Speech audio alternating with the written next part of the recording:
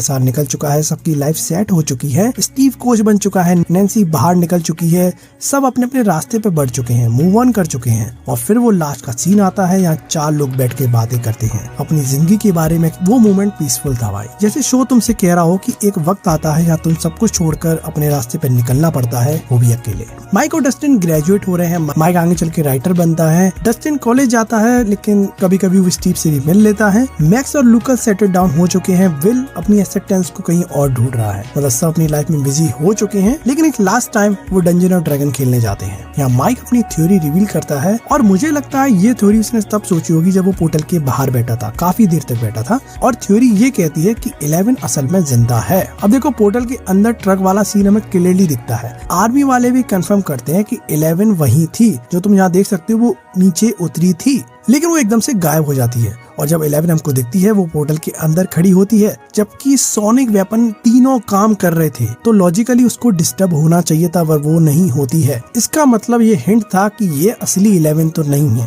तो पता चलता है कि अपसाइड डाउन की जो हॉकिंग स्लैब है उसके अंदर काली ने 11 को हाइड कर दिया है। यहाँ हमको देखने मिलता है कि 11 चुपके से वहाँ से निकल जाती है गेट खोल के, और 11 के चेहरे पे साफ साफ दिखता है वो इमोशनली डिस्टर्ब्ड है। और साथ ही में सोनिक वेपन भी उसको डिस्टर्ब कर रहे हैं, लेकिन तभी वो स्किप कर जाती है। यहाँ वो नीचे जाके फिर वो माइक से अपनी पावर को यूज करके बात करती है। यहाँ तक मैं इसको ऐसे समझ पाया। फिर हमको दिखाया जाता है कि 11 दूर कहीं छोटे टाउन में रह रही है। यहाँ पर 2-3 वाटरफॉल्स हैं, जैसा बिल्कुल माइक ने पहले बोला था कि हम ऐसी जगह जाएंगे यहाँ वाटरफॉल्स होंगे 2-3। और सारे लोग लास्ट टाइम डंजन ड्रैगन खेल के चले जाते हैं, एक एक करके वो अपनी बुक्स रखते हैं। यहाँ लास्ट में माइक हॉली और उसके दोस्तों को देखता है खेलते हुए। वो मूवमेंट सीधा सीजन 1 एपिसोड 1 की याद दिलाता है। एकदम से ना नॉस्टैल्जिया हिट करता है बिल्कुल साइलेंटली, जिसके बाद माइक गेट बंद कर देता है और एपिसोड वहीं एंड होता है। और ये क्लियर हो जाता है कि इनका चैप्टर अब क्लोज हो चुका है।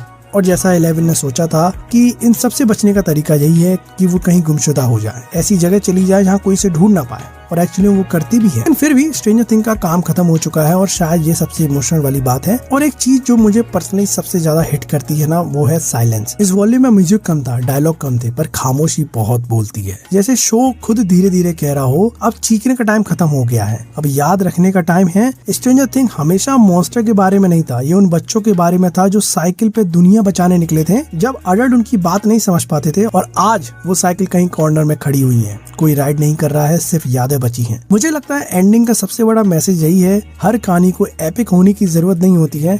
कुछ कहानियां बस क्वाइटली खत्म हो जाती हैं, जैसे स्कूल का लास्ट दिन, कुछ पता नहीं चलता, बस वो चला जाता है। और जब सब अपनी लाइफ में मूव ऑन कर रहे होते हैं ना, तब एक बात क्लियर हो जाती है। स्ट्रेंजर थिंग का एंड का मतलब ये नहीं था कि मॉन्स्टर हार गए, इसका मतलब ये है कि बच्चे